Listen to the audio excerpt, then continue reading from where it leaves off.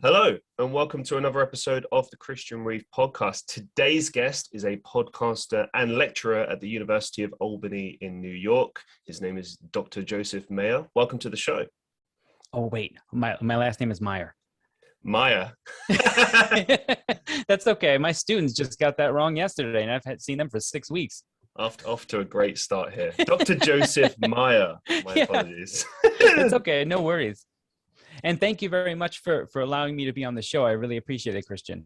No, it's my pleasure. I got very excited when I did this research into everything about you and what you study and you know what you teach and everything. And I always get excited in that kind of part of the podcasting journey. I mean, it's never, I'll go be honest, it's never that exciting to actually do the research itself. But once I actually start getting into it, like my ideas just fly everywhere. I'm like, oh, this is going to be fun. We can talk about this, talk about that. But you never actually know where the conversations are going to go.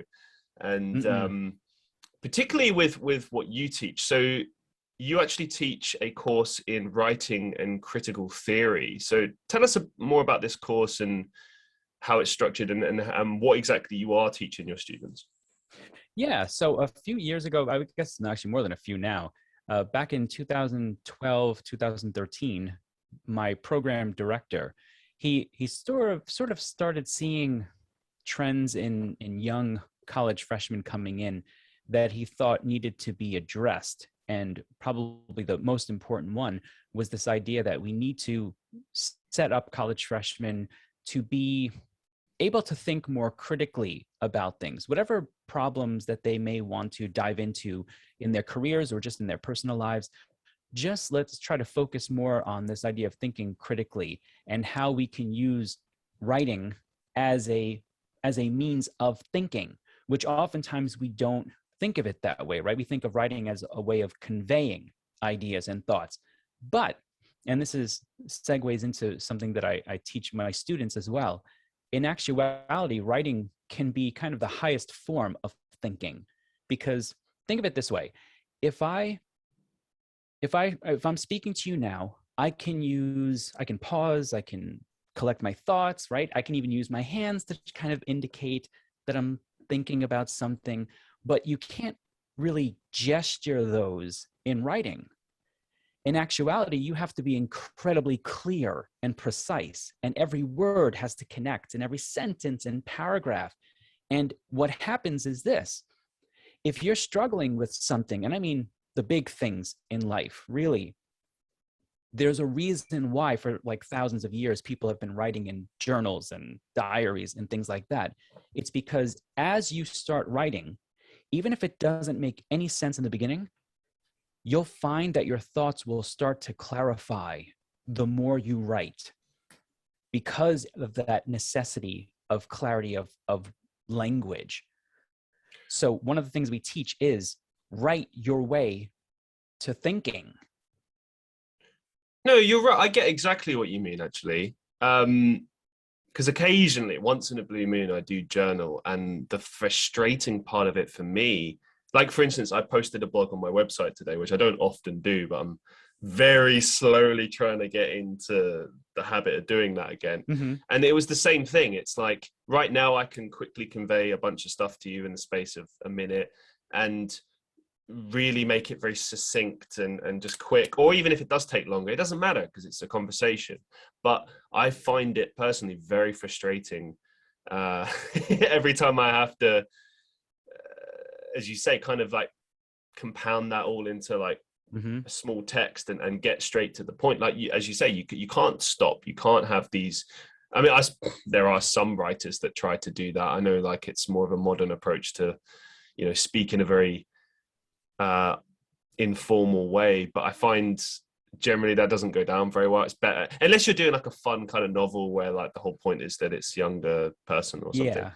But yeah, generally, particularly in this day and age where everyone has a very short attention span, and it's like if you don't get to the point in the first 30 seconds, people are just gone. No, see ya. Yeah, there's a huge gap there, right? And that's something also that's a bit of a problem maybe in communication today, right? Either there's a major inability to communicate for the person for whatever reason in that moment to write it out clearly, or you need to be like Shakespeare for people to take you seriously. And it's like, no, no, no. There's a huge gap in there that is still incredibly meaningful writing. Matter of fact, I just a couple of days ago, I had a student, and they always do this. They'll say, well, I don't consider myself to be a good writer. And I'll go, look, here's a secret for you. I have a PhD in English. I don't consider myself to be a great writer, honestly. Yeah. So there's something that's just, I think it has to do with that precision. And there's a kind of almost nakedness that comes with it. Like when I write this down, people are going to identify it with me. And somehow it's going to live forever as well. But in reality, again, that's why I'll have my students right at the beginning of class, and I always remind them, you're not producing a text here with this. This writing you're doing is actually just to write your way to thinking. And when they buy into that, they actually start to understand why I do it that way. We get better conversations and, again, clearer thinking. I remember when I got into my first year of university, one of the biggest frustrations I had was that all academic journals are written in that way, very pretentiously, using very kind of over-the-top complex words. Now, don't get me wrong, sometimes it is useful to use complex terms because it sums up certain things that would otherwise take you several paragraphs to explain. And if you just know the term, then it just saves everyone time. But a lot of the time that wasn't the case. A lot of the time it was just whatever academics waffling on. No offense here, I'm just saying. I know this doesn't apply to all academics. It's true. But it's and here's the thing, like in the very beginning, I had to learn to like decipher all these texts. It was like studying Shakespeare at GCSE. It was just kind of like, first of all, you'd spend an hour just figuring out what the hell they're saying. And then when you realize, you're like, oh, so they spent the better part of 15 pages saying this when they could have just said it this way, and it would have been a lot quicker for everyone involved. And then I realized it's kind of part of the academic world to do that. It's like you're not really doing it for yourself, you're doing it for the benefit of every other academic. But then it's like, I don't understand why all academics don't just make it quicker and easier for each other. I don't understand that. Yeah, well, there's a few parts to that answer. One that's you touched upon, which is sometimes you have to draw it out because it's part of the field and they expect you to draw it out and be, not economic with your words, but actually the opposite. They want you to sort of be like very slow and methodical in saying, how did you get here? Okay, that's one part.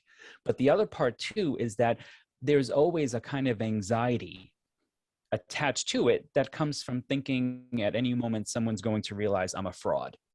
I don't know what I'm doing.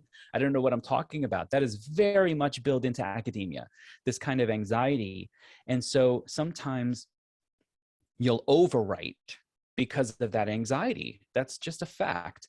And you'll see this even when you do conferences. Sometimes you'll deliver your papers and you'll have people who, I tend to deliver a paper that's somewhere between 8 to 10 pages. I stay within my time limit, which is usually 10 to 15 minutes.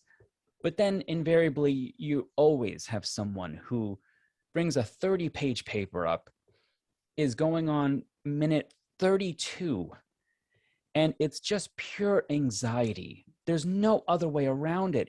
Listen, it's okay. You can deliver a 10-minute thing here and we'll get the idea and we'll support you. But the level, it's almost they radiate the anxiety so much that you don't know what to say. You almost feel like it's nuclear. Like, I don't want to go near it because I feel like if I say the wrong thing, they might blow up, like, and just in front of me, disintegrate. And so there is this, people don't talk about it, but there is this immense level of anxiety involved in that. Yeah, I just think it's unnecessary. I mean, yeah, I agree. especially when, it's one thing in the academic world doing that for the benefit of everyone else, but it's another thing when you're just at bachelor's level and you're just trying to get through the degree. And I mean, I don't know, this is just some advice for all university students starting now. Don't focus on trying to make it sound fancy or whatever. Focus on trying to get to the point and do that as succinctly as you can. Because remember that the person that is marking your paper is still a human being, and they have to go through like 50 of these, maybe more. So if you can get to the point quicker, probably going to get a better grade for that. Yes, I got that exact advice from one of my, when I was doing my master's, I got that exact advice from one of my professors, who said, he basically said, Joe, you've got great ideas, but you're trying too hard here. He said, go for clarity above all else. Yeah. And that is the exact same piece of advice that I give my students who are overproducing. And again, maybe there's a little anxiety even there. There was for me. I thought, oh, I've got to sound academic-y intelligent here. And that's anxiety. Yeah, no, I totally agree. And yeah, I'm not going to say like I didn't do that, because I mean, obviously we have a different bit of a different type of education system here in the UK to America. The crucial difference, I know you know this, but for those who don't know, basically, Sure. Instead of high school finishing at 18 and you finish and you go to college, we've done this weird thing in the UK where you finish school at 16, and then for the remaining 2 years of what would still be part of your education, you don't necessarily have to continue your education. You have to legally at least do a 1 year qualification in something. So for example, training to be an electrician, training to be a plumber, something vocational.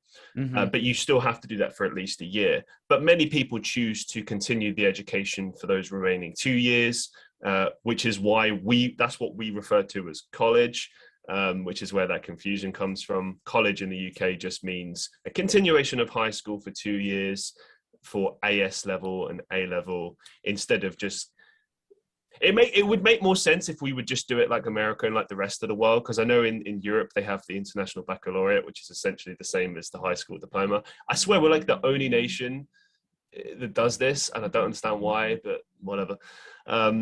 Anyway, the point I was trying to get to, because this is just going through the weeds, there is this massive leap from high school to university in terms of everything, not just how you write, but also how you think. And this kind of goes back to critical theory and critical inquiry. I learned how to do critical thinking at school, but I was lucky, because what I realized is that not a lot of schools teach that. That's kind of one of those things that some school, if it's a good school, they'll encourage that kind of thinking, but many schools just want you to just learn, do what you need to do, and pass the exams. And obviously, once you get to university, it's a totally different ballgame. You've got to be, instead of being given the information and the tools, and you essentially, I don't want to say spoon-fed, but you kind of are at high school level. And when you get to university, you understand why, because when you're at uni, you're not given anything. You're given pointers, but essentially the whole time it's independent study, which is good. That's what you want, but it's like 0 to 100. It's like there's no in-between stage. And I feel that that's something that's lacking in all education systems. There should be more independent study encouraged at like high school level, which would then prepare you so it's not so much of a culture shock once you get to university level. And particularly with the academic writing thing, like I essentially had to relearn how to study when I got at university, because everything I learned at A level and GCSE level was kind of wrong. Like, just like, for example, here's a really good example, like the way you would find sources and do referencing and stuff. Like, I had no idea what Harvard referencing or AMA referencing was. I was just like, what is this? It made sense once it was explained to me. But at first glance, I was like, oh, don't you just put the sources on a sheet afterwards and then that's it? And it's like, no, you have to like really source it in a proper way, and you know, it has to be really clear, and you can't, for instance, use Wikipedia because that's not a proper source. It's, you know, it can be flawed, people can write anything there, and it's like, why not just learn that at high school? You know, I don't understand. Yeah, I mean, for a lot of people, the answer to that question, at least here, has to do with funding, states, trying to set certain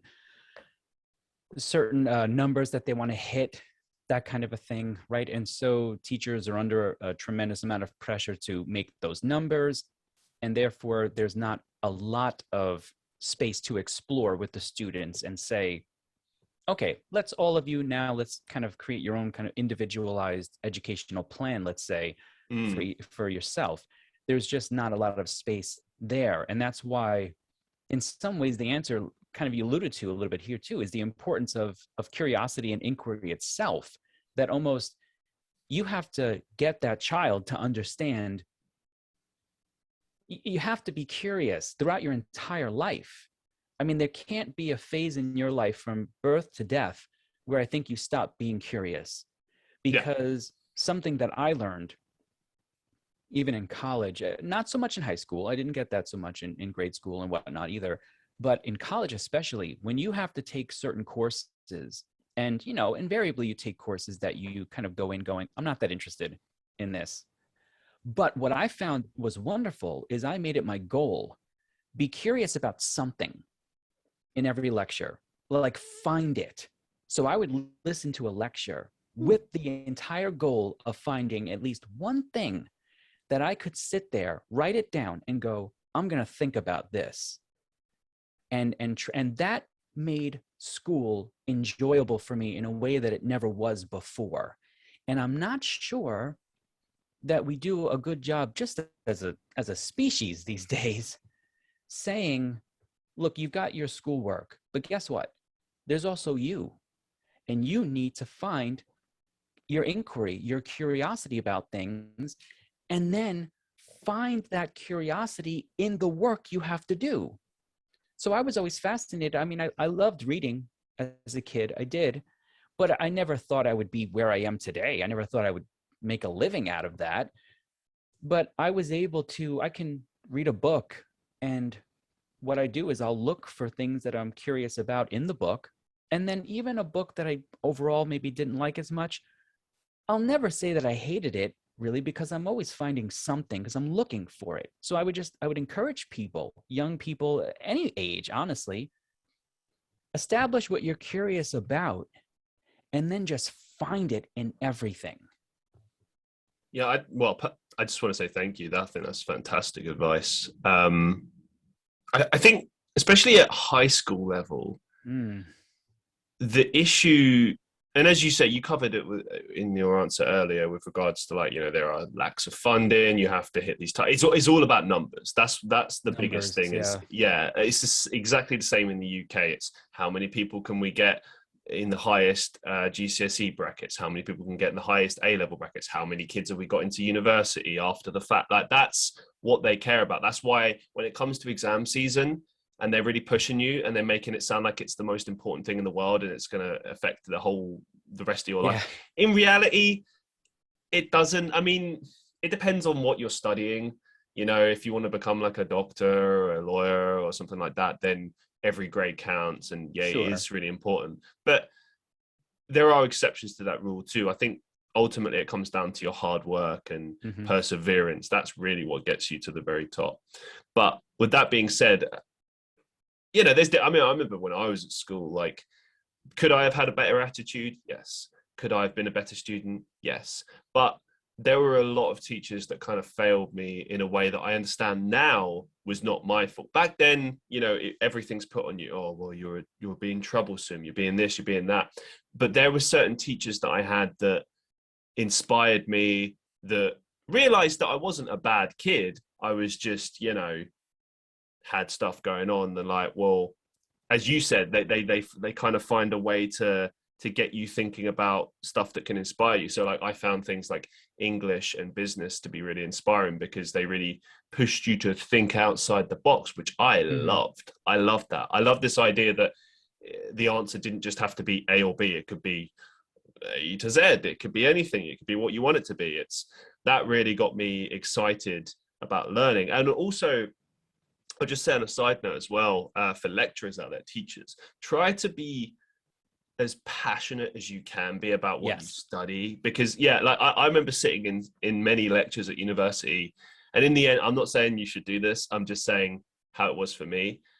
I stopped going to lectures after a while. I went to every single seminar because seminars are essential, but with lectures, there were only certain lectures I would go to because there were only certain lecturers that were truly passionate. A lot of them were just reading from textbooks, trying to shill their own textbooks, which is a whole other conversation.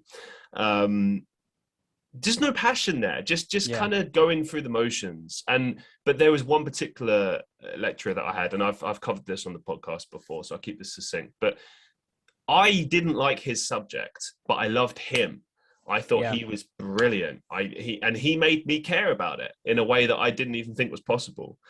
And even to this day, his lectures still stand out for me. So it's all about that. It's about trying to help kids find passion in what you're doing by being passionate about it. If you sit there boring and you're just like, oh yeah, this is this thing, and you know, if you don't pay attention, you're just screwing yourself over. It's like everyone knows that. You know, we all know that. Like, if you've chosen to go to university, you've already made a major commitment. Like, you've already said, I'm going to do this. I mean, obviously, I know there's a lot of kids that get forced into doing it. I realize that. But the vast majority of kids, you know, they've agreed they're gonna put however much time into doing this degree. They know what's on board. They know that. So don't treat them like children, you know, treat them like your peers, treat them like adults, and try to inspire them and keep trying to get their attention. Because at university level, you got so much other stuff to contend with. I know with me, by second and third year, I was working 60 hours a week just to make rent, and you know, just trying to keep everything together and stuff. And so my time was even more valuable then. So like, it was a question of, if I was sitting in a lecture, and I would always give everything a chance. You know, I didn't just go to one and go, no. I would go to like 5 to 10 lectures and be like, am I getting anything from this? Yes, no. If not, I can use that time elsewhere. Because that's the reality of independent study, is like, they always say, and I think universities should always do this, I don't think you should be punished for not going to lectures or seminars. I think it should truly be up to you what you choose to do, because it's your degree. It's you know, and everyone learns in different ways. Like, I really benefited from seminars, for example, because it's a small room of people. It's less daunting. You know, you don't have to put your hand up in front of 300 people. You can put your hand up in front of 20 people, and it's more intimate. Yeah. And you know, you get more from it. And plus, I mean, I don't know how it is for universities in America, but I know the university I went to, most of your seminar leaders would be PhD students. So many of whom are teaching or want to be teachers as well. So they're very passionate about it, and they're still students as well. So they know what you're going through. And I just found those sessions invaluable, I think. Yeah, no, you're absolutely right. And especially in the passion department, right? I mean, the students are not stupid. They know from the beginning if you're just going through the motions on something, right? And so a conversation that, because in my course, you know, we tend to have first year freshmen, right? Especially in the fall, it tends to be, this is their first semester in college. And one of the conversations that we have is, actually, now that I think about it, I don't know if I've had it yet this semester, but we'll talk about how by week 3 and 4, when they're in the large lecture halls, they'll start to look to the left and they'll say, hey, that kid that I used to sit next to is not here anymore. And then the next week they'll look to their right and they'll go, hey, that kid's not here anymore either. And then in front and behind. And what invariably happens is, by about the 5th or 6th week, I mean, that 300 seats that was filled is now down to about, 100 maybe, or, something like that. And you can't help but, just as a human being, start to think to yourself, well, what am I missing that they know that I don't know? Like, do I not have to be here? And that's a big problem, right? Because then you start to feel a little bit alone in your choice to go to the lectures. And part of the reason for that, of course, is you have to offer the students something to be excited about. And at the very least, you have to show that passion, that excitement yourself. Because even if all you're doing is, in that moment, is modeling academic excitement, that can sometimes be enough to get the students to say, well, if he's excited about this, there must be a good reason. Let me look into this and see what I can find. So that's absolutely important. You have to have passion and excitement for what you're teaching. Okay, well, here's a question for you, because I know my university sort of trialed this on and off, but they never really committed to it. Do you think that lectures should be available VOD, so on video on demand? Because here's the reality. We would get lectured in the lectures about not coming to it, not coming to lectures. And the reality is, there's a lot of people in my situation who, especially in America, geez, like people working. I remember when I was there very briefly in 2014, I went to some Starbucks somewhere. I don't know, it was in the middle of nowhere, talking to some girl. She's working full-time, 40, 50 hours a week at Starbucks and studying and saving for college and doing all of that. And she just said, like, this is just what you have to do, and sometimes you get subsidies, sometimes you get benefits from doing that, but that's just the reality of what you have to do. So like, if you take her scenario, she's only got a certain amount of time to actually be physically present on college. So should she be punished for that, or should it be that you're able to catch up on these lectures after the fact? Do you know what I mean? Like, for me, it would have been invaluable if all those lectures were made available and I could just browse them at my own time and convenience and make my study notes there. You know what I mean? And then there's the issue of, like, you can't pause the lecture. You know what I mean? If you're there, you can. What I had to do is, everyone starts the same. So this is a bit of advice for uni students now, college students starting. Don't bother trying to sit there writing notes. Okay, pay attention. Bring a dictaphone if you're allowed to do that. Bring something to record it if you need to go back on things, which inevitably you will. But don't sit there writing notes unless you've got a brain where you can pay full attention and write notes and somehow make that work.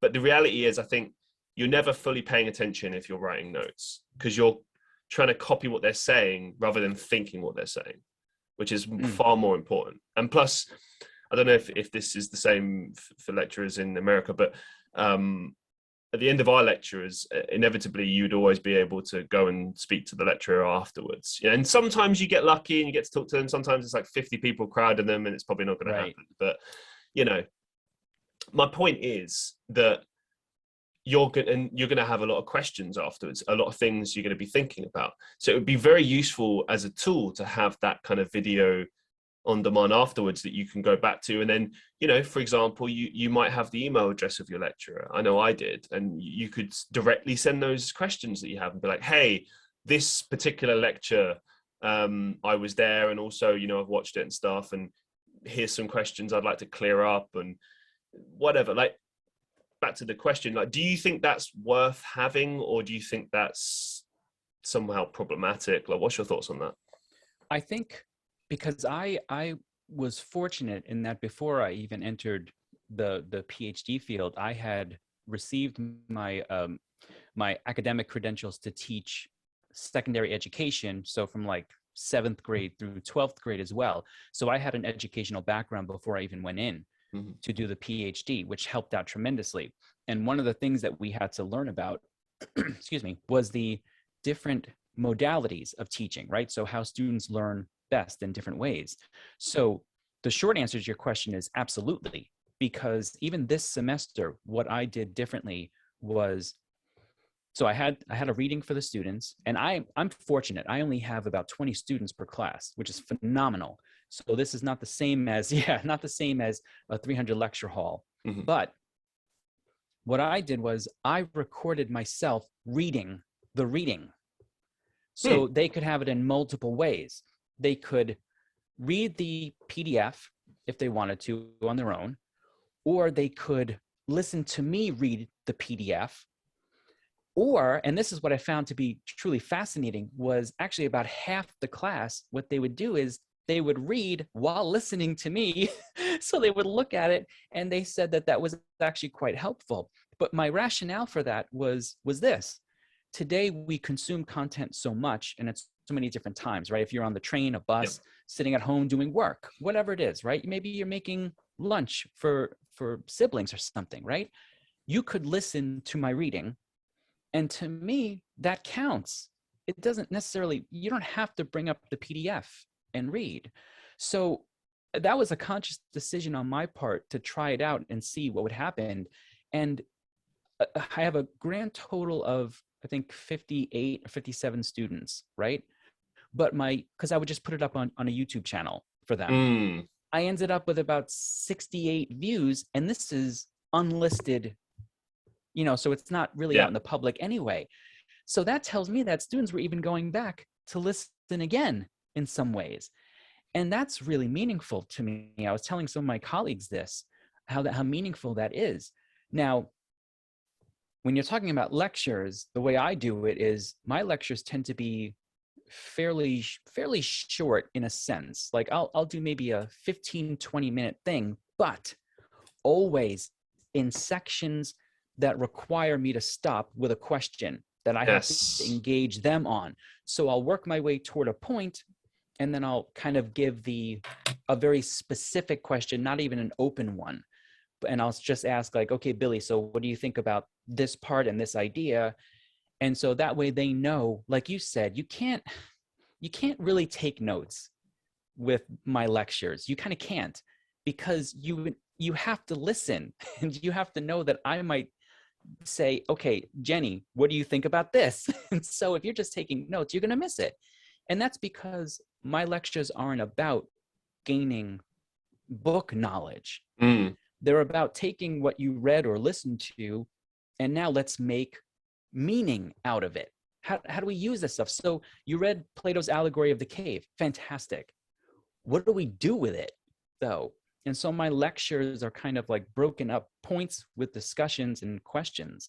And that's just how I've always done my lectures, is that way. Even if I did a class that was longer lectures, it had to be broken up with smaller segments with specific questions for them, because they have to be engaged, or we all tune out to a degree. My goodness, again, you go to conferences, right? And sometimes you're there for 8 hours, and I'm 8 sorry. hours? What conferences are you at that are 8 hours long? Jesus Christ. Christian, this is, look, I'm giving away secrets here, but the truth is, you go to these conferences, right? Especially when you're a younger academic and just starting out, or a grad student, and you will go to like 4 sessions in the 8 hours.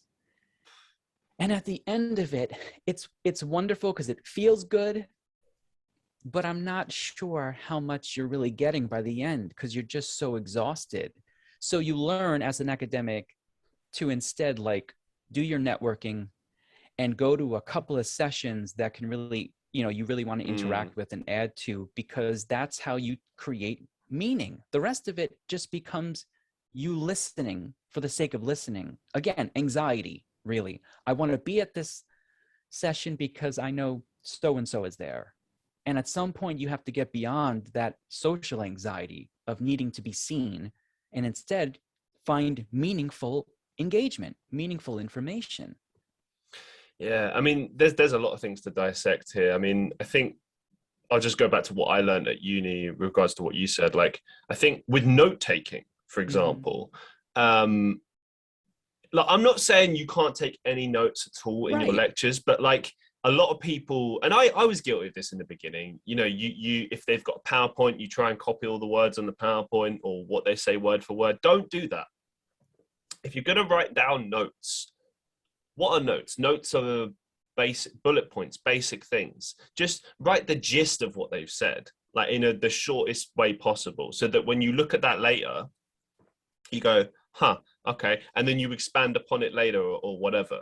Like if you're looking through your textbook or journals or whatever, you're not gonna word for word write things out, are you? You're gonna write it in a way that makes sense for you, that's the easiest thing to remember, and then when you go and do your exams later on, you'll obviously write it in a more fancy way or stuff, but you'll still write it pretty succinctly, because it's against the clock.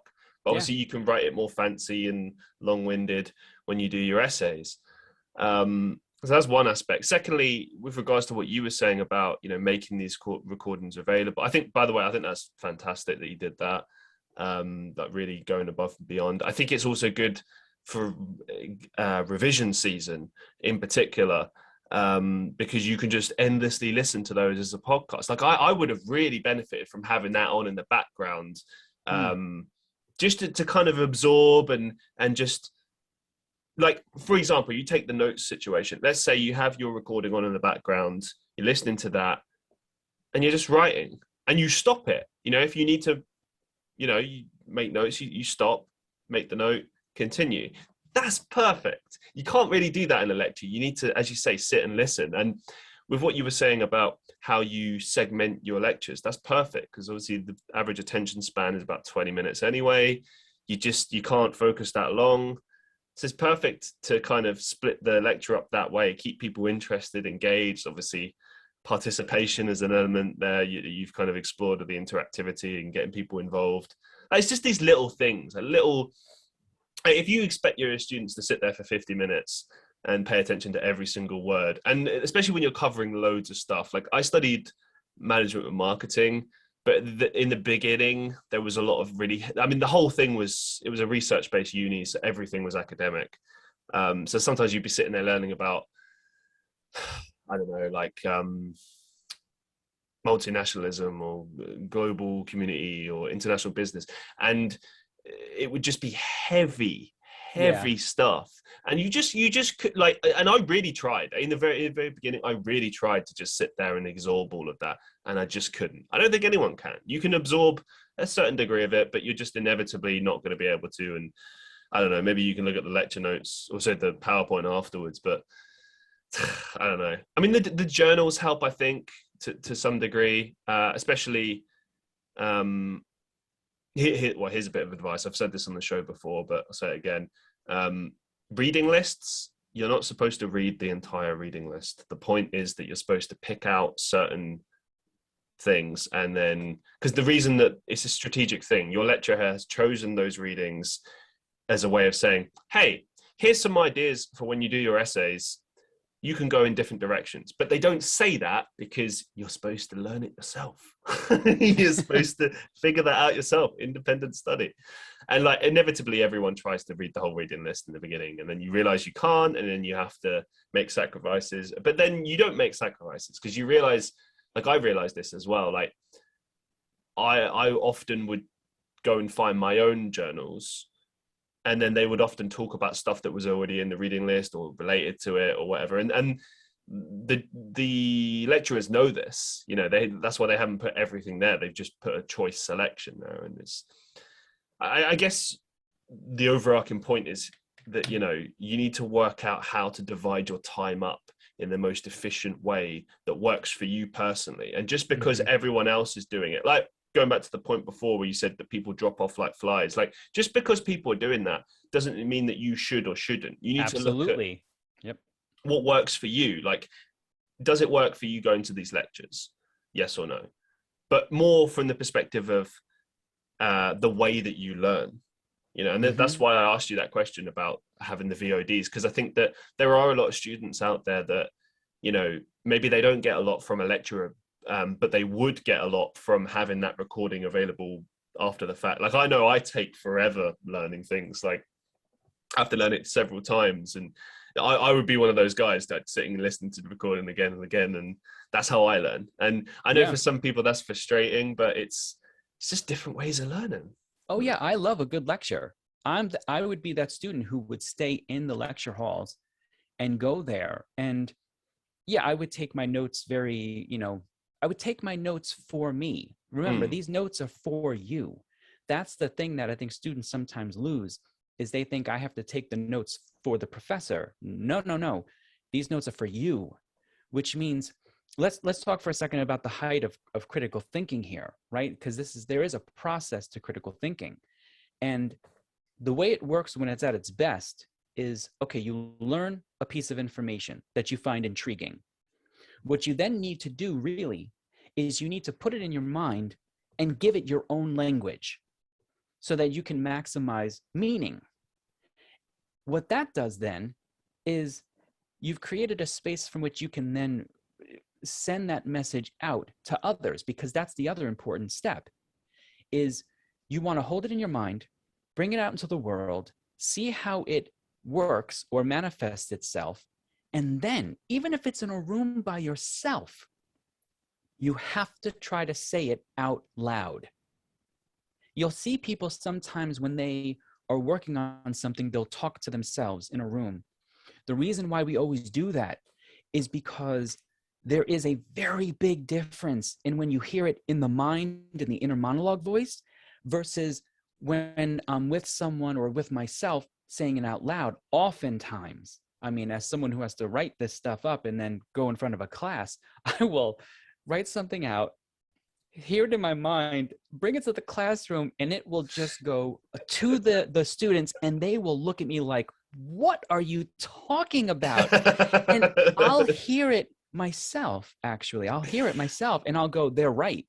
That made no sense. In my mind, it made sense. But when I said it out loud, it went nowhere. So the next step is bring it outside of yourself. And if you're fortunate to have someone to hear you, listen to what they have to say. How did they hear it? And then the last step is bring it back inside your mind and then start to see how you choose to make that manifest in the world. Because what I'll tell my students is, we talk about the how knowledge is transformative. Mm-hmm. And that can be a good and a bad thing. If you find that knowledge that you've taken in has transformed you in a way that is not your best self, you need to be able to let that go. That's something that we oftentimes don't talk about, especially in a college setting. And so I encourage students to do that entire process, and at the end, make a decision about how you are transformed by that knowledge. Is it in a good way, a bad way, or is it even something that you have to come back to, right? How much we know as we're getting older, we'll come back to an idea and then all of a sudden see the value in it, or we'll come back to an idea and say, you know what, I don't see the value in that anymore. So you have to be willing to you have to allow yourself an openness to knowledge, but you have to work with it. Don't just believe it or just disbelieve it. Work with it. Couldn't agree more. You touched on a little bit about some of the things that you'd done in this past year with regards to helping your students. I just want to focus a little bit on kind of online remote learning, because obviously that's been a big kind of theme in this past year. Mm-hmm. I know America and the UK is sort of back to normal on that front, but there are still these big conversations, not only in the academic world, but also in just general workplaces now of like, just should this be part of life now? I mean, I think I was saying this, you know, as long as like 5 years ago, that I think working remotely, studying remotely, whatever, it should just be an option.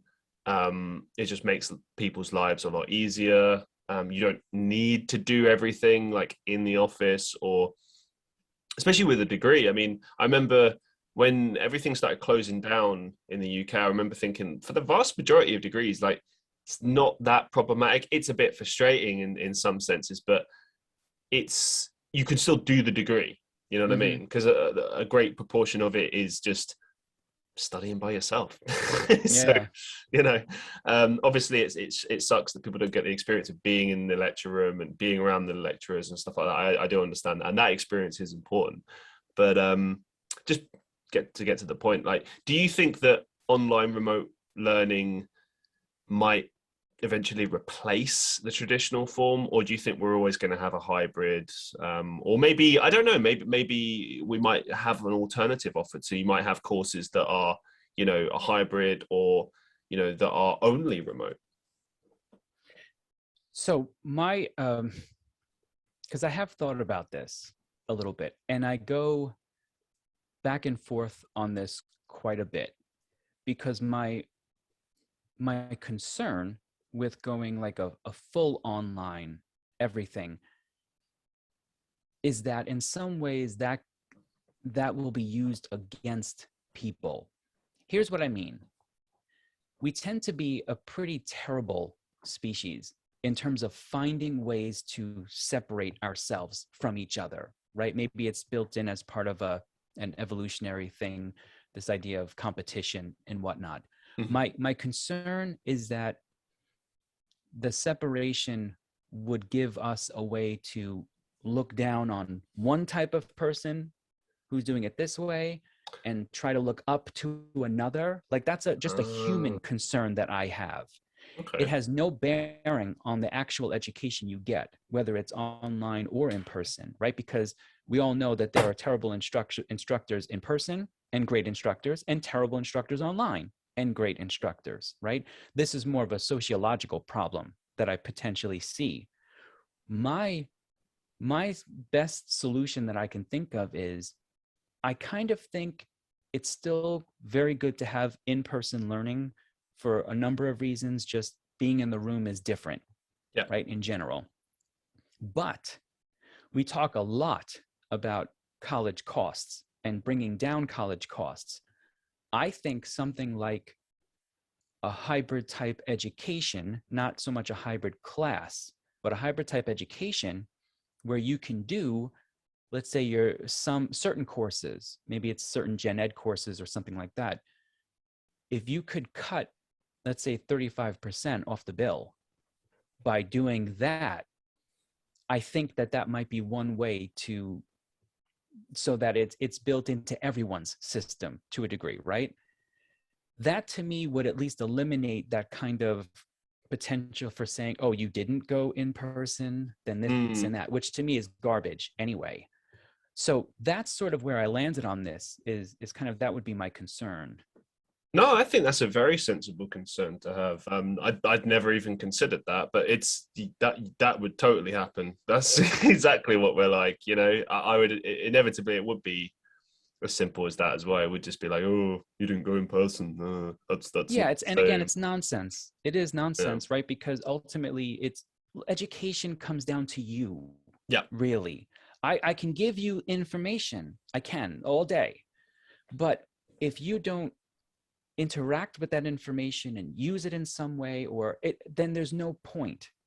Yeah. So you can get information via online, you can get information via in person, right? It's just a matter of, again, how I think we love to separate ourselves from each other. And so that if we instead build it into just every university or college or whatever has this option for bringing down the cost, which we need to do, then then no one is going to use that as the separating point, at least. Totally agree. Um, we touched on academics a little bit, but I'd love to know your experiences of the academic world and what you kind of think of the good and bad aspects of being an academic in general.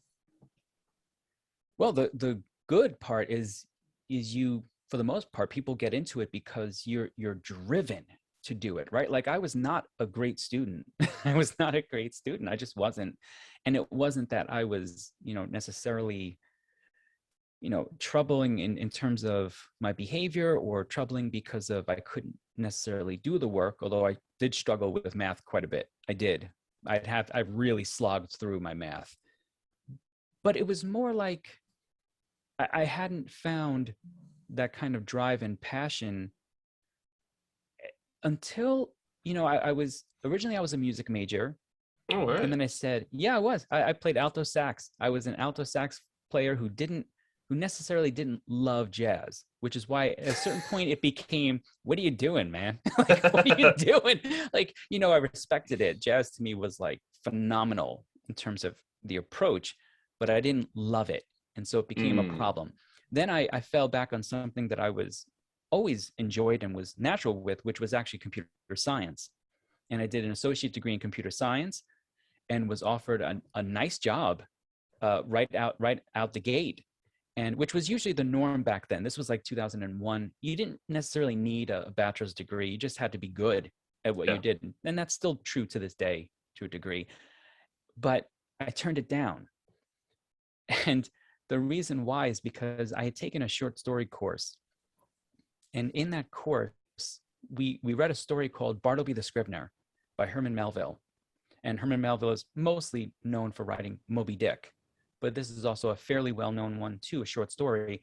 And there's this character named Bartleby, and he's basically a copyist in a law firm kind of thing. And when he first gets there, he is the greatest employee ever. He can copy everything perfectly, right? They're just copying law documents. And then out of nowhere, the lawyer asks him to come into the office to go over copies. And he just says, I would prefer not to.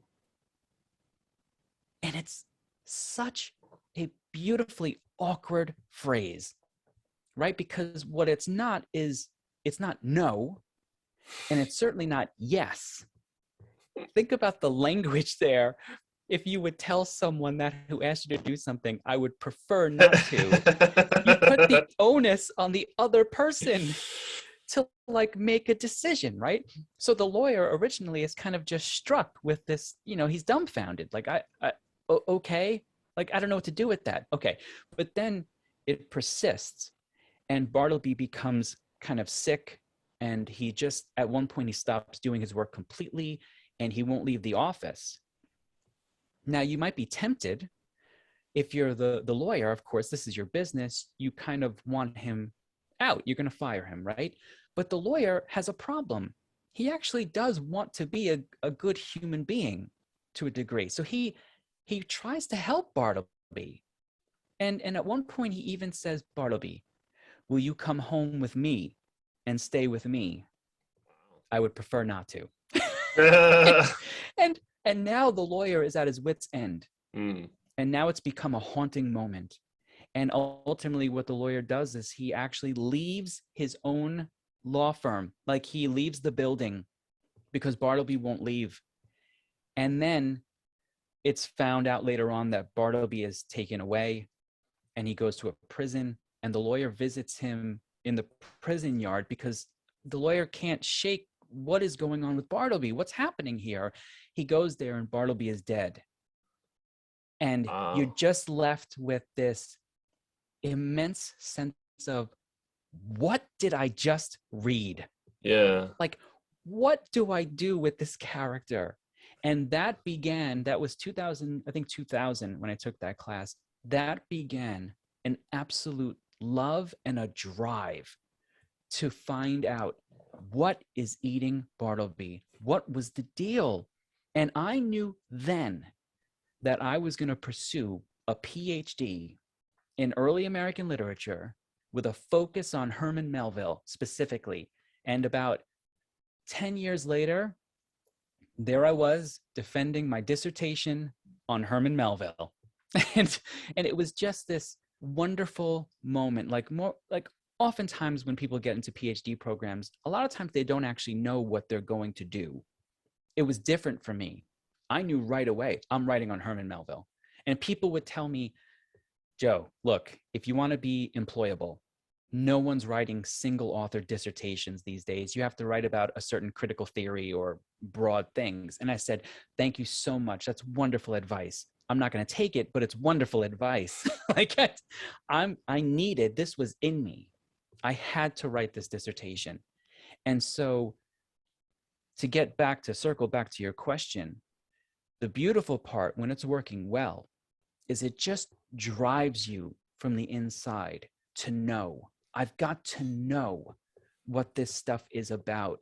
And it's so beautiful to have that purpose, right? Because if we don't have purpose, we struggle so much in life. We need purpose. So that's the good. The negative, the potentially negative side, maybe it's not all that different from other areas in some ways, right? But you have you can have things like jealousy. You can have things like eating, the person next to you so that maybe you can get one step ahead, which I've never been particularly good at that anyway, to be honest with you. So for me, it was always, look, I love this stuff. I love what I'm doing, and my students know this, like, I love it. So I couldn't be, I wasn't cutthroat. It was never really in me to be that way. I'm the type of person who would be too busy saying, hey, that's great. I'm glad you did, you did great. That's awesome. Like, I'm very positive in that way. So, but it is there. And I have been a victim of it in some cases where I've seen, people have said things behind my back, and I just kind of go, yeah, okay, whatever. I know what that is. That's on you. That's not on me. That's fine. But yeah, I mean, I love it. I couldn't, again, since 2000, I couldn't see myself doing anything else. You mentioned that it's kind of a 10-year journey to get from that initial point where you knew you were going to do your PhD to defending your thesis and then obviously getting it. Inevitably, 10 years, long time, you're going to face a lot of challenges, a lot of points where you might consider giving up, or you might wonder, is this right for me, etc. I'm going through something similar. My story's a little bit different. It's more like I gave up on my dreams, went and started doing marketing and all that, and had a bit of a disillusion moment where I was like, what am I doing with my life? And about 2 years ago, I basically found myself doing creative stuff again, acting, music, podcasting, all of this stuff. And for the past 2 years, I've just been working as hard as, probably the hardest I've ever worked in my entire life. And I don't want to talk about like how I keep persevering. I think mostly I just keep persevering because I want it so much and because I'm stubborn. But I would love to know how you kept going through those 10 years and persevered and got to that point where you got that PhD. Yeah, I mean, I would say, how did I do that? The simple answer is that, I think similar to what you just said to a degree, is that I almost felt like I need this. I needed it.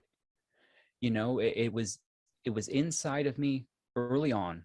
And not only that, but I knew, because of my passion for it and because of my willingness to give up time to do the research and the reading and all this stuff, I knew that I had something that I believed I could offer that space on that author, Herman Melville. And you have to, no matter what it is, if you have a passion, you have to believe that what you have to offer can only come from you. And if you believe that, then a lot of times, don't let anger and frustration feed you, because it can. Instead, let that idea that what you have to offer is important, let that feed you and believe it and be motivating you to say, it's for this reason that I need to take my next step, right? And then step after that, right? Because there were times when I would question, because people would say in my ear, like, what are you doing, with this author? It's done so much, and, you're never going to get employed, and this and that, right? People with PhDs don't have jobs. Like, we got that. I got that in my ear all the time.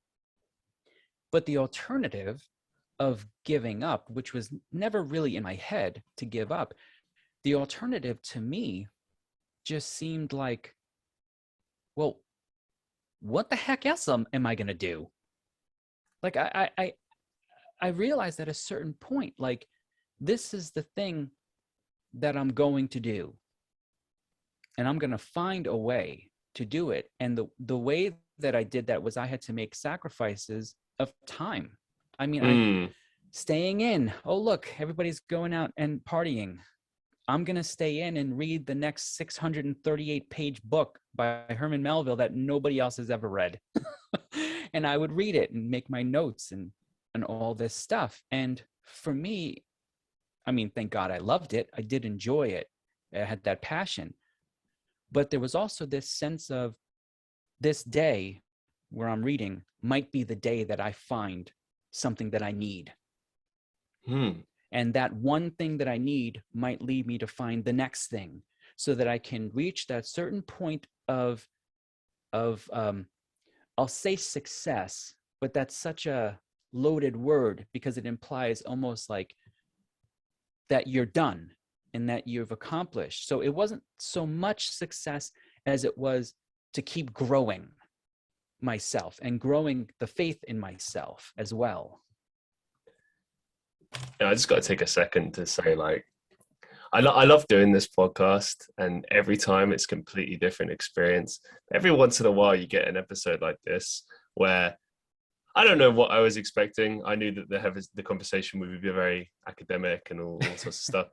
Was not expecting to be this inspired and motivated. God damn. Thank you so much for the just great advice and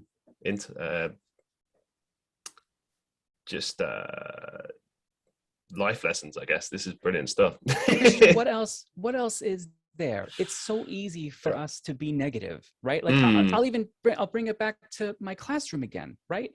Like I asked my students, I said, okay, part of this exercise, I want you to identify. I think what it was is I was having them think about the importance of building criteria for solving major problems, right? So I said, okay, here's the scenario. The species, you know, we got a meteor and the world basically just reset.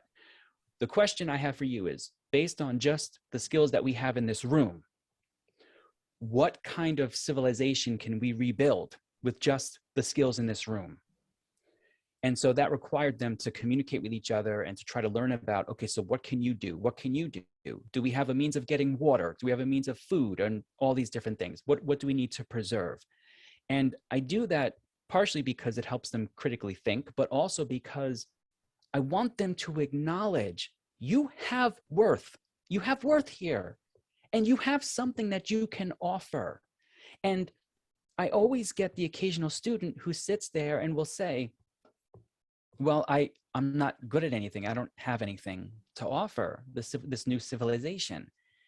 And I'll say, you know what? If I asked you to write down 10 things that you hate about yourself, could you do it? And they're always like, yeah, of course. Absolutely. I'm like, you don't find it problematic that I'm asking you for one good thing and you can't name one good thing?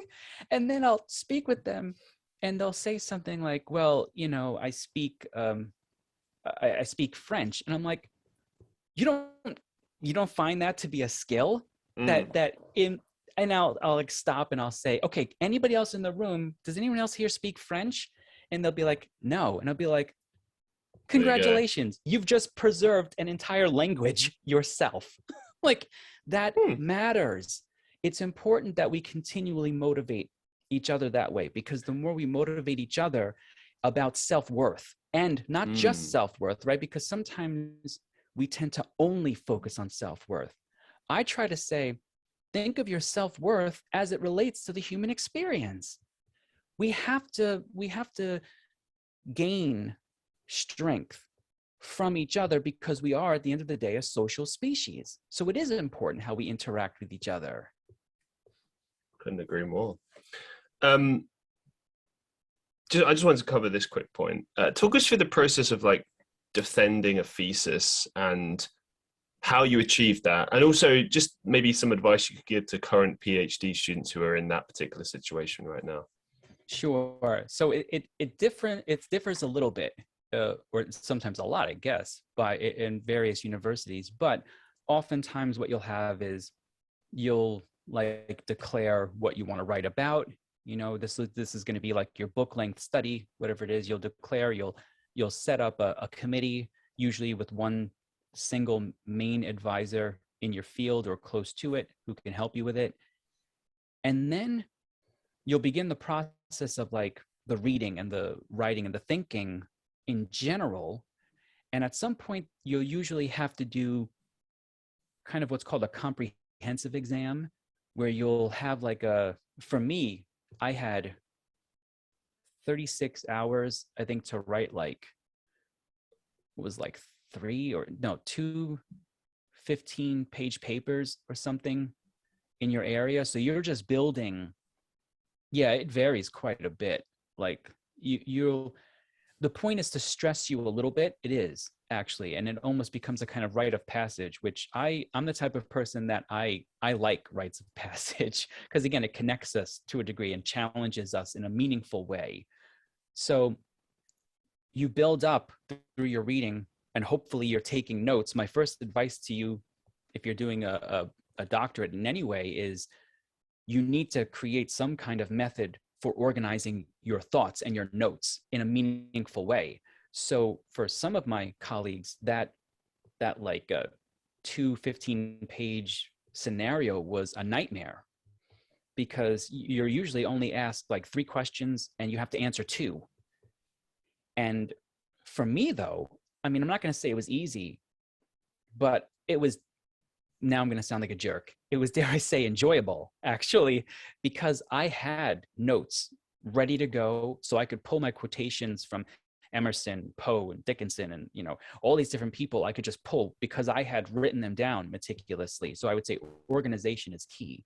You do your comprehensive exams, and if you pass, then you kind of move into just the, I guess, ABD field, all but dissertation kind of area. You've already done your credits, let's say. You'll write a proposal up for your dissertation, give it to your committee. This is where you outline basically everything. It's usually like a 30 something page document, 30 to 40. It depends on who you are. And then you get into it. And depending on your committee, they'll either have, meetings with you, or they won't. They'll say, look, just let me know when you're done, that kind of a thing, and hand it in. So that really varies quite a bit. I loved my director, Chuck Adams. He was fantastic at University of Arkansas. He was great at the time because he gave me a wide berth to do my thinking and my work. And yet, if I ever had a question, I could always ask him, and he would be great about it. He was wonderful. So you do the dissertation, you write it up, and then you give it to the committee in its final form, and then you kind of wait. You give them time to read it, and then you do your defense, which is this, another rite of passage kind of thing that varies quite a bit. For some people, it's really difficult, and you can fail right there. Yep, all that work. And they say, we do not accept this. And I believe in some places you only get one defense. Really? Yes. I do believe in some institutions you get one defense chance. I know in a lot of institutions you only get two. Wow. So you have to be in constant communication. Well, I shouldn't say that. let me retract that. Don't be in constant communication with your director, because you might get on their nerves, right? And you still have to get a letter of recommendation from them. What you want to do is you want to have meaningful questions and meaningful interactions with your committee, so that if you are on a bad path, they can tell you, right? Like a good director and student relationship is when they say, I don't think this is going to pass, so let's not go up just yet. That's good, actually. That's upfront and being honest. I'm okay with that. It's sometimes if you let that go, right, and you don't tell the student, that's a problem. For me at least, I always think, don't set them up to fail. Let them know before the defense, I don't think this is going to pass. So yes, it can be a very stressful thing. Mine was not so bad. Mine, they had a couple of questions about a couple of things that I had written, and I was prepared and ready to go, because again, I had been reading this stuff since 2000. So I was like, yeah, let's get it on. Let's do this. I'm ready. But sometimes they're nightmarish. They can be. Yeah, I kind of feel like the whole concept is a little bit unfair. Like, I met a guy when I was living in Europe who was, he had to defend a thesis for just bachelor level or masters, which I was surprised by. I didn't even realize they made you do that, but sometimes they do. Yeah. And he told me that, like, one of the people on the committee didn't like him. And I was like, what do you mean? And he's like, well, they know me from this, and there's this personal issue. It was related to academia, but it was just problematic for him. And he was like, I'm probably going to fail this. And just going back to what you said about you only getting one shot, two shots. I mean, obviously the chances of you not being liked is very low, because it's not very professional. But what if, like, because it's just opinion. Do you know what I mean? It's their opinion. And it's like them accepting you into their ranks kind of thing, in a sense. And it's like, what if they're just really wrong and you're right, but no one on that committee can see that you're right? Like, you know what I mean? Yeah, I do. I would say, I'll say this. There is, of course, a difference between like an opinion and an informed opinion. You would hope that they would be, of course, challenging you under the merits of an informed opinion, right? Like if there's a legitimate concern, like I, a lot of times people will help each other out as grad students, right? And I did my fair share of helping my colleagues in editing and stuff like that. And I would ask them questions about their dissertation. Like, what do you mean here? This seems problematic in some sense, right? All to try to help them out, of course. And I had people who helped me as well. you try to do everything that you can to avoid that moment, including making sure that you establish a committee of people that at the very least will give you a fair understanding, a fair kind of, take on the dissertation. So that's step one, is you gotta be choosy as much as you can about the committee. If for whatever reason they just flat out don't like you, or flat out like disagree with you in a way that is kind of like puzzling, right? Because you have all the research and stuff like that. There is a space, of course, in the defense to do that, to sit there and say, well, with all due respect, I'm gonna push back. Well, no, because let me tell you something, Christian. The language matters. Like, no, I know. How you approach it. That's like the academic equivalent of saying, "Excuse me, mother." Like, no, you listen. It's very. I had one challenge. I did have one. I'm trying to remember what it was exactly about. I had one challenge where one question. It wasn't from my director, but I remember thinking for a brief second. I thought, that's kind of a ridiculous question. Like, I don't know how to answer that. Like I actually was dumbfounded for a minute, because I thought, I'm not sure there is an answer to that question, or that I didn't answer it in what you just read in my quotation from, the book. So you do your best to humbly address the concern, and that's part of the performance as well. It's, it's a bit of excuse me, it's a bit of performance art, a little bit too, in that sense, dealing with, with other people in general. So I would say, at the worst case, you could try to go to the chair at that point of the department and say, listen, I have a problem here, but you usually have a committee of at least three, readers. So you could go to the other two and say, listen, I just want your opinion. Is what the other person's saying, is it like true, or like, do you think I need to address this, or what's going on? You could do that, of course. But no, there are nightmare stories. You could probably look them up online somewhere. People like going into defense thinking that everything is perfect and rainbows and unicorns. And then they just get, well, look, we think this study is absolute trash. They would never say that. You just couldn't. You couldn't say that. I mean, I know where you're coming from. But... Christian, are we humans? Or yes. Are we dancers? If you can see it in the human species, you can find it in any field, in any area. So you can absolutely imagine people doing that. It's sad, because you put your heart and soul, and you put thousands of hours into this thing. To hear that just makes you go, I'm angry for them. Why would you do that? What a waste of everyone's time.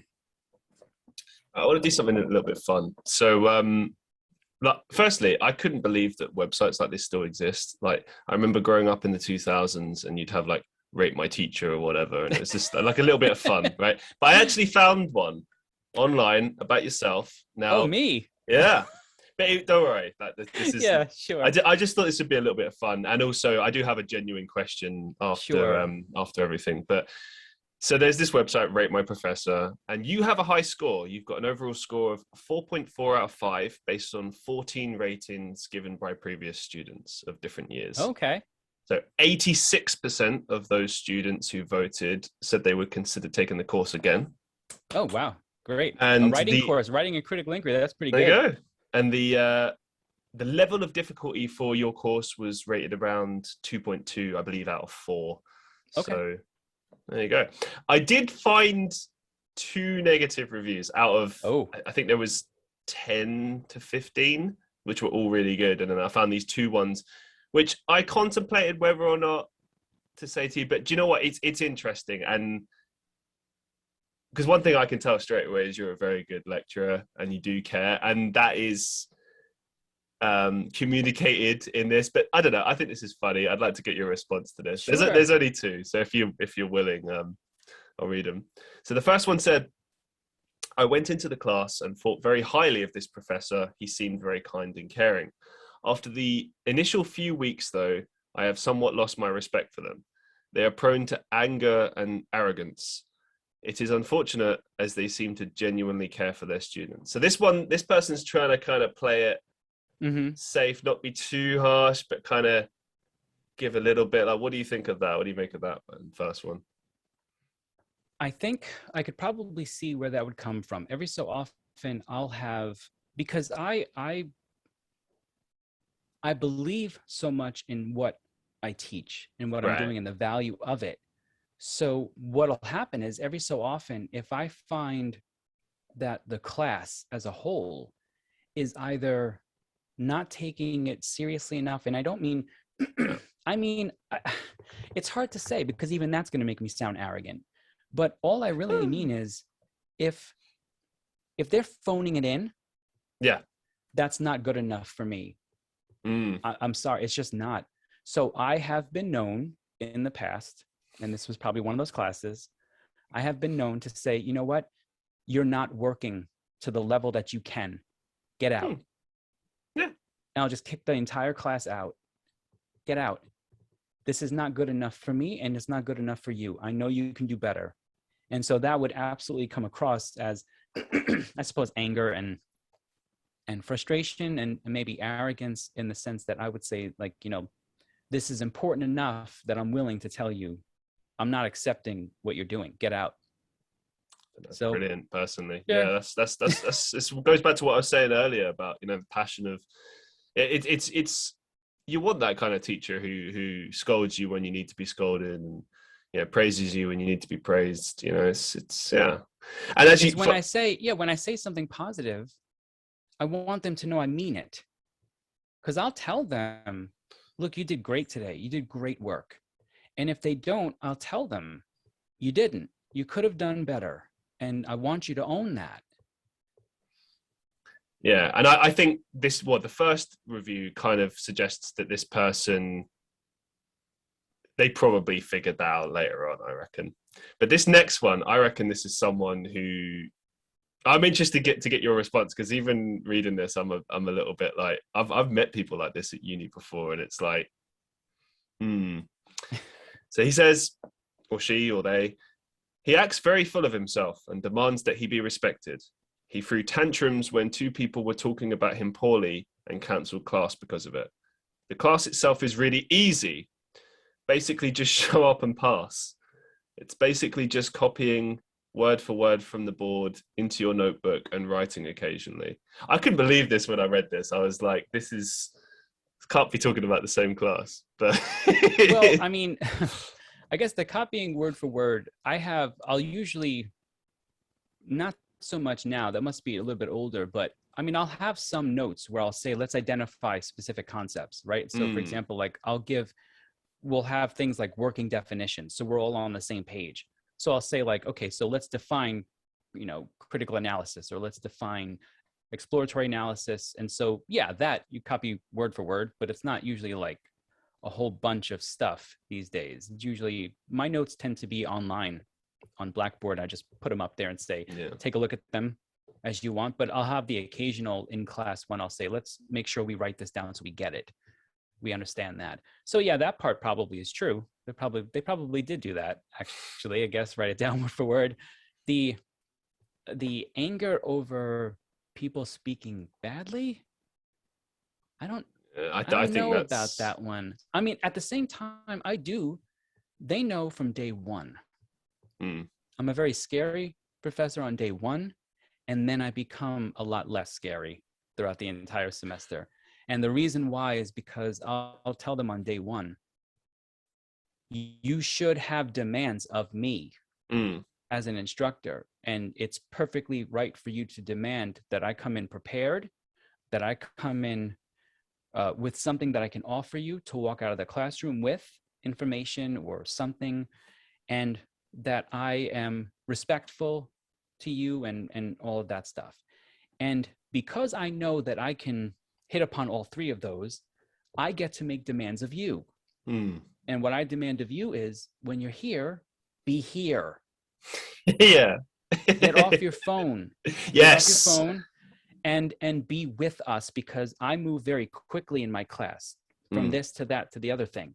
And so I need students to be ready to go, ready to move with me, because if they're working together on something as well, now you're involving your other students if you're not prepared. Sorry, I just got to say on a side note as well. Yeah, get off your phones, man. That is just rude. I literally, I have photographic evidence, right? I kid you not, this is genuine. I was sitting in a first year or second year lecture, and someone was watching a movie. They're watching a movie in the middle of a lecture. I mean, luckily for me, the new generation, Generation Z, they're a lot better with that than the previous generation was. They're pretty good, honestly, about their phones. But yeah, I tell them on day one, I have demands of you. And they bristle at that, like, what? Who are you to have demands? I said, well, because of what I'm offering you. That's why I get to make that. And I tell them, if you are not okay with those demands, I'm okay with you if you need to transfer out. I understand. I do. I really, and I mean what I say. I'm going to offer you something every day. So that's probably like the arrogance coming through, I guess. And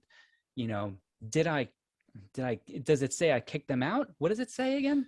That I did what? It says he threw tantrums when two people were talking about him poorly and cancelled class because of it. Tantrums. A tantrum, I don't even know if that happened or not, but if it did, my guess is it was probably a moment where I thought, I'm not going to stand up here and be disrespected as just a human being.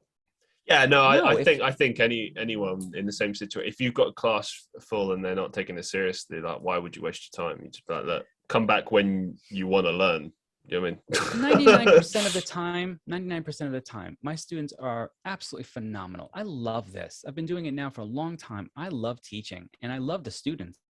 They're phenomenal. I love my students this semester. They're all fantastic. And I love my university. They did a phenomenal job with COVID and everything. And you get the occasional, everybody does. You get the occasional student who's like, I don't like it. And maybe they even have good reasons. I'm okay with that. That's a human problem. If I'm involved in a human problem, I'm okay with that. The main reason I wanted to bring up this segment was to get to this question, because when I was at university, I do remember, I believe at the end of every single term, we had to give feedback, like written feedback about both the lectures and the lecturers, and then also the seminars and the seminar leaders. And I kind of felt like I had positive and negative feelings about this. I kind of felt like, on one hand, well, it's kind of annoying that they made us do it in written form, but that's another source, whatever. That's besides the point. I think it's good that they were offering this, because it shows that they cared about the fact that, they want to keep improving. They want to get the students' feedback. It's important. And they would actually make changes. Sometimes, like, you come back the next year and they would have made changes based on the feedback from the previous year. So it did kind of get put into effect. But I want to get your thoughts as a lecturer and an academic. Now, do you think these rating systems are worthwhile? Do you think they're really giving an accurate portrayal of student opinion? I mean, for example, we saw in those reviews, it's very easy to just write a review and kind of put forward something. And I can already tell by reading this, because, there'll always be like one or two people that take something in a very different way. Sure. And, like when I I mean, this is just some rudimentary website, but when I saw like it was overtly positive, and then I saw what the positive comments were saying as well, and obviously from talking to yourself as well, I can kind of put together in my head what these lectures look like and why people will get annoyed. It's like, if you do get annoyed, it's probably that you're getting frustrated with the way it's being delivered. And like, you can't please everyone. That's just the reality of the situation. Yeah. But there's ways of voicing that, I suppose, I guess is what I'm getting to. But yeah, anyway, do you think that this kind of feedback systems is worthwhile? What's your opinion on it? Yeah, that's a tough one. You know what? I'm not the type of person who would throw it away completely. There's been studies and there's research out there that actually shows the flaws in the systems, and for various reasons. I mean, some of it is intuitive, right? Like we can all even just see how some of these flaws might show up because of how you're feeling in that particular moment of writing the review, right? So whether it's like all of a sudden you've had a terrible semester and then all of a sudden you love the professor in that week, you're going to give them the better review, even though the majority of the time you hated it. Or the opposite, you have a great time and then all of a sudden that professor drops your grade and you don't like it that week, a certain grade. It doesn't have to be the final one, obviously, but now all of a sudden you're like, this professor was terrible. So it's almost as if you'd have to develop a system where they rate you like every week and then average it out in some ways. That might actually be kind of a bit fairer, to be honest. I think it'd be fairer. Yeah. But would it be logistical? Could you do it? I don't know. I think if you had to also include qualitative answers as well, then maybe. Because it's very easy to fake it's easy to fake answers as well. But like, I think the vast majority of people would take it seriously. Like if they, people are always inclined to say negative things when they get the opportunity to do so. But then you could figure out if it's genuine or not, and there's ways you can get around that. For example, let's say a particular class or a lecturer is getting quite a lot of negative reviews. Well, an immediate way to deal with that was to get a different member of staff to come and sit in those lectures for a while and just listen, just be there. Sure. And they'll be able to tell straight away if they are truthful or, where the problems lie, if there are indeed any problems. Like there's ways of getting around this and figuring out. And a lot of the time when I would see comments made, negative comments about lecturers, like I remember there was one lecturer who received a lot of criticism on my course, and I thought it was unfounded. Personally, I thought it was all kind of low. To be honest, it was just people complaining about similar things like strictness or something. Which, to be honest, I think that's just style. Some people are more strict and old-fashioned. Other people are a bit more. I personally don't ever think there's anything good about trying to be the student's friend. I think there should always be that level of professionalism maintained for various reasons. Like I do volunteering, for instance, and they tell us about the same stuff. They're like, you can be nice to the clients and you can, but you have to maintain that level of professionalism, because when you need to turn that on and get people's attention, you can't if you're their buddy. You know what I mean? There needs to be that level of, no, I am the leader here. You need to listen to me and do this. Sometimes you just need to invoke that. But there are ways. I mean, there's a personality too plays a big role here, right? I have colleagues who can pull off the friend kind of thing and do it incredibly well. And out of that friendship comes a level of respect as well that they get. For me, I've always been the kind of who's been likes the space a little bit, needs that space a little bit, like you said, in order to be able to engage them in a different way at times, to say, okay, you did a fantastic job here, but here's where we need to improve. I feel like in order for me to get that improving part in, I've got to have a little bit of that space to maneuver, to be able to say, no, you need to improve here. This is where we need to get you to at a certain point by the end of the semester, let's say, that kind of a thing. So it's what I would say is you do have to be true to yourself a bit. You do. Because if you try to go one particular way because you think it's best and you can't pull it off, again, it comes back to the beginning where we talked about the students aren't stupid. They know it's not you. They know. You are the host of the Neutral Ground podcast. Tell us about this podcast and who it's intended for. Honestly, I started it because I just wanted a space to have meaningful discussions without the worry of extreme takes and extreme noise. I just want to be able to talk about meaningful things that connect to the human experience. And so my whole idea, my whole goal was to really just have conversations and talk about these things that transcend just our own personal problems today and that connect us to the wealth of human experience that's been around for thousands of years. But at the same time, I find it's just we get very easily pulled into these extreme spaces, whether, you know, left, right, Hmm. liberal, Republican, all these different areas. There is a kind of historical pull that happens here today that makes us feel almost like that those extreme spaces are like blankets that we can wrap ourselves around. And I want to resist that, because if you stay in the middle area, if you stay on a neutral ground, you have the ability to pull from every which direction when they Yeah. have a good idea, right? Like if I see something on a left leaning side that I think is good, it's important, it's interesting, I can pull from that. If I see something on a more of a right leaning side and I think that's a good idea for us as a species, I can pull from that, and I have no guilt because I'm not defending any one side or Yeah. pulling for any one side. And I just find that we seem to have we seem to think that there's a kind of power and Hmm. freedom in being a part of an extreme, when in reality, you got to stay in that middle area so that you can see the world from a little bit of a distance. You're too close to the problems, I think, if you're in an extreme side. See, I'm similar to you. I like seeing in the middle and doing the same thing because I like to keep an open mind. And I personally feel that like there are good and bad points on both sides, and that's why I've always been in the middle. But I've had a lot of people call me like a fence sitter and like, why don't you pick a side? What's wrong with you? Like la la la la la.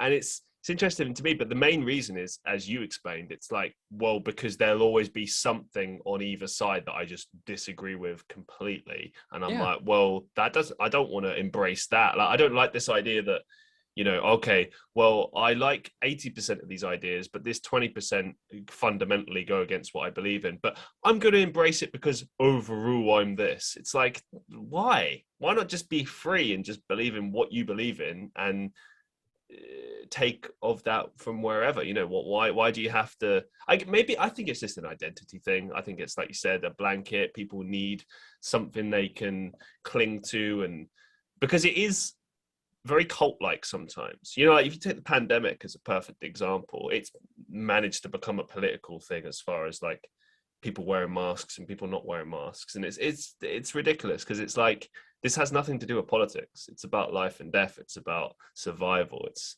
not about politics, but inevitably it gets made into politics, and you get punished if you do something that goes against one particular side. And I think that's unfair. It's like, as long as you're not hurting anyone with what you're doing, like you should be able to do what you want freely and not have to like defend yourself from a political standpoint. Yeah, I had this weird moment about maybe a couple of weeks ago where I was reading a book by Chantal Mouffe, who she wrote a book about the paradox of democracy. And in this book, she talks about how, oftentimes we want a pluralistic society with multiple visions of governance and all of that stuff. And she was saying how most people say we don't want the antagonism of these sides, but she thinks that it's actually important for democracy that you have that antagonism. So when she was saying that, it made a lot of sense to me. I thought, okay, yeah, I can see the thesis there, the importance of it. But then I had a question, which was, okay, so then why is it that, and not just in America, but in other places too, why is it that people seem to feel like there is no plurality? Like it's almost like no matter who you're voting for, in some sense, it's a similar machine that you're voting for. And that got me thinking about kind of like in Google Maps, when you go really close, right? You can see the distinct differences because you're right there in the town, let's say.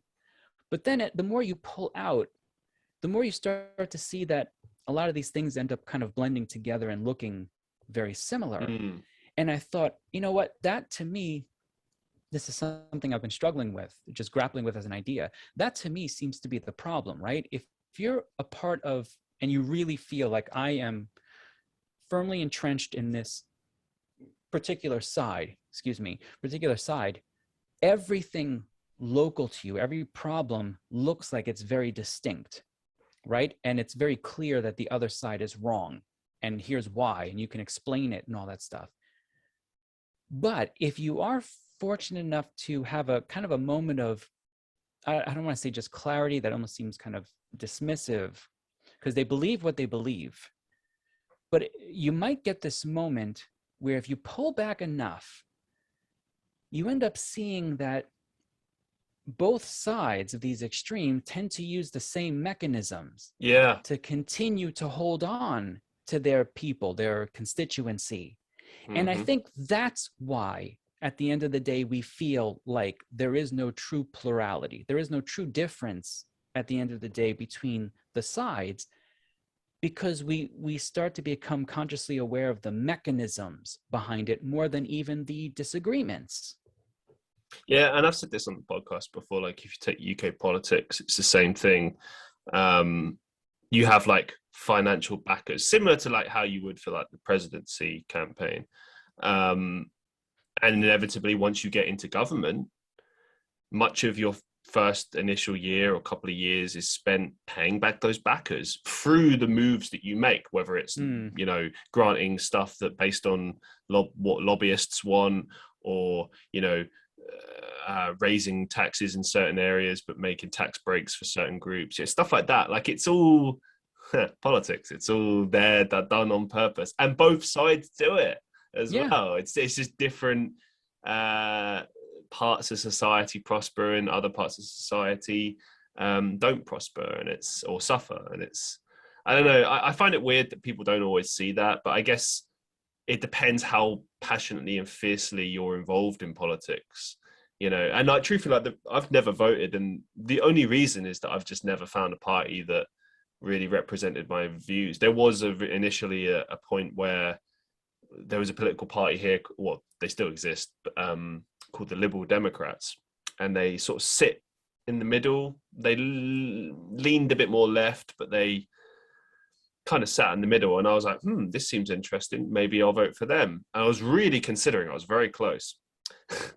mm, Then we had like a coalition situation in 2010, and weirdly they decided to partner with the right side, and most people thought they'd go with the left because it makes more sense with their just political leanings, to be honest, and their manifesto and everything. But they went with the right, formed a government, and within a couple of months, they broke one of their biggest manifesto promises, which was that they weren't going to raise tuition fees for students. And they did. And that's affected generation upon generation upon generation of students now. And I don't think they've ever been able to recover from that, to be honest, because it's still there. I mean, it happened 11 years ago, but do you know what I mean? It affects yeah, everyone, and not just home students, but like international students. Jesus, you're paying upwards of, like, I think it's £11,000 or more per term, and they keep raising it in small increments. They think you don't notice, but they raise it by like yep, £500 every year or whatever, and it's like, this is insane. yeah, Yeah, it is what it yeah. is. Absolutely. So it's very similar then, I see. In a lot of ways it is. It's that once you become aware of the machine, and I'll caution people to think that I'm saying, because I've heard other people say that there's no difference between the extremes, and that's not true. Mm-mm. There are differences, actually, right? And so what I'm proposing simply is to be in a space where you can pull good ideas from either direction and use that to sort of live your life, or as a code for your life in some ways, to be free to do that and not feel guilty about it, like you have to defend a particular side. And like you said, some people will accuse you or me of sort of moral relativism, like, oh, well, you're not going to stand on anything. Actually, you know what, I'll push back on that, and I'll say that we are trying to stand for what we believe in, because we're trying to be free to choose Yeah, what we need to do. I don't have to back a particular 80%, like you said, of things that I don't agree with. I don't have to do that. I can take the 20% that's good, and I can stand firmly on that. yeah. I mean, it's like people have said to me, like, "Oh, if you don't vote, then it's the wasted vote." And it's like, well, no, I'm exercising my political right to not vote. It's my choice to choose not to vote because I feel that they don't represent me, and that's my right, and that's a political choice in of itself. You know. Yeah. Anyway, bringing it back to your podcast, in your podcast, you proposed that we are in the midst of the neomodernism movement. So what can you tell us about this movement, the effects of it, and the benefits and drawbacks? Sure. So just kind of really quickly, because these historical movements, these major ones, they're kind of after effects of what came before them. So just, for a lot of people, when you try to look up something like postmodernism, it can be just kind of sound like gobbledygook, essentially. I just break it down. Postmodernism is essentially about skepticism, and it's about infusing skepticism in infrastructures of our existence. So even things like writing, we can be skeptical of the meaning in writing. We can be skeptical of grand narratives, right? So things like religion, which anything that tries to provide a definitive way of being, of looking at things like good, evil, right, and wrong. Postmodernism says we're going to be skeptical of that. Okay. So the essential question that you always have to ask yourself by the end of historical movements, and I would say postmodernism starts to decline probably in the mid to late 90s, it starts. Doesn't mean that we were aware of it at all. But by the end of postmodernism, we've infused so much skepticism into every infrastructure and aspect of our lives that in some ways it had to die. It just felt like this has got to end. We have to have some sense of stability, of narratives, a stability in beliefs, in things and ideals of the human experience. And so it ends up being like a rubber band. And every day that rubber band gets stretched further and further back of the movement until it snaps, and snaps sometimes violently, quite honestly, right? Because we've just reached the end of our usefulness for that historical movement. And that's what happened with postmodernism. So what happens? The essential question is, how long can the human being be in a state of skepticism in everything, in all aspects of our life? Well, postmodernism lasts pretty long if you have the starting point at around World War II-ish, and then into the 90s. And of course, we still have postmodern aspects today, because you never completely cut off a historical movement. We have Enlightenment thinkers, romantic heroes, all those things. Okay.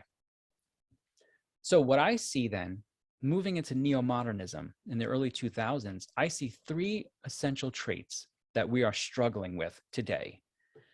One, we're struggling to find narrative reassurance, because postmodernism destabilized how we look at narratives, right? We're skeptical in postmodernism. But in reality, the human species has always been a species that moves forward through narrative.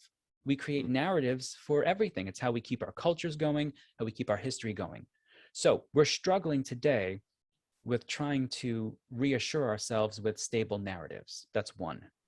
Two, we're trying to find ways to transcend the body, transcend just our mortal existence. You might have noticed, you've seen a big uptick in things like meditation, prayer, and psychedelics. Now, all three of those have been around for thousands of years. We've been doing that, using those as a species. Why is it that all of a sudden it's become such a big deal? Again, it has to do with that destabilizing force of postmodernism, which, because it mocked so much by the end, it mocked so many of our institutions that we hold to be sacred, we're trying to rediscover what is great about the human being beyond simply our flesh existence, our mortality. That's it. The third trait is that I think we're yearning and trying to find or create sacred space for ourselves. Again, this to me seems connected to many of our arguments today, in the sense that people are trying to recover something that they can hold dear to themselves and say, I want to keep this in a place where I don't have to defend it all the time, where I don't have to feel like you're mocking it all the time. I want something that is now sacred today. But the problem is we can't hold everything to ourselves, right? We have to interact with others in the world. But the difference is this. If you mock me because I love, I don't know, hamburgers, right? And you don't. That's not sacred to me. I don't care. So I'll just kind of look at you and go, oh, Christian, that's great. Okay. But Yeah. if you're mocking something that I deem to be sacred, that almost feels to us like you're attacking like my very soul, my reason for existence. And so what happens is we defend much, very differently that. And I think we're Yeah. having a lot of sacred space arguments mixed in with a struggle to create stable narratives. This is my favorite question to ask. What's the biggest life lesson that you've learned so far?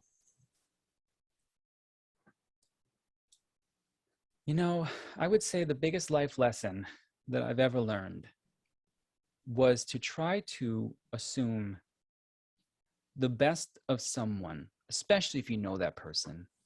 Try to assume the best of that person until they give you an actual reason or and even that is problematic, until they give you like a declaration for why you should stop thinking the best of them. And even then, if it seems out of ordinary, be patient and do your best to help bring that person back to the best version of themselves. I say that because, there are people sometimes who we dismiss as being, let's say, always negative or always angry or all this stuff. And if you ever just think for a moment that maybe there's something within them that not only pushes them that way, but here's where it gets really bad, is if you're ever consciously aware of the fact that maybe they know it. And could you imagine living in that own little slice of personal hell where you can't stop yourself from being that way, and at the same time you're consciously aware of the fact that you don't want to be that way? That has always pushed me toward trying my best to be patient, understanding, and to help others as best as I can, to try to move them toward the better version of themselves, and maybe not engage them in unnecessary arguments or unnecessary moments where I try to make it all about them. It's all their problem, if that makes sense. Thanks for sharing. As a final question for today, do you have any upcoming projects or maybe some final thoughts that you'd like to share? Oh, I'm still very much researching and doing every time I get to talk about these historical movement stuff, that's sort of research for me to a degree, right? Because I get to, again, what I said earlier in the episode here, that idea of saying it out loud, right? Like I just said stuff out loud and now I have to process how that came across. And so I'm working on researching, these historical movements and how they play a role in the way we interact with each other. And I'm hoping to move that toward a book length project at some point. But for right now, I'm just in that beginning stages of working through and testing. Excellent. Well, best of luck with that. And Thank you. yeah, look forward to seeing that. And yeah, just a massive thank you for agreeing to be on the show. It's been an absolute pleasure. And thank you. It's wonderful. The questions were phenomenal. Thank you so much.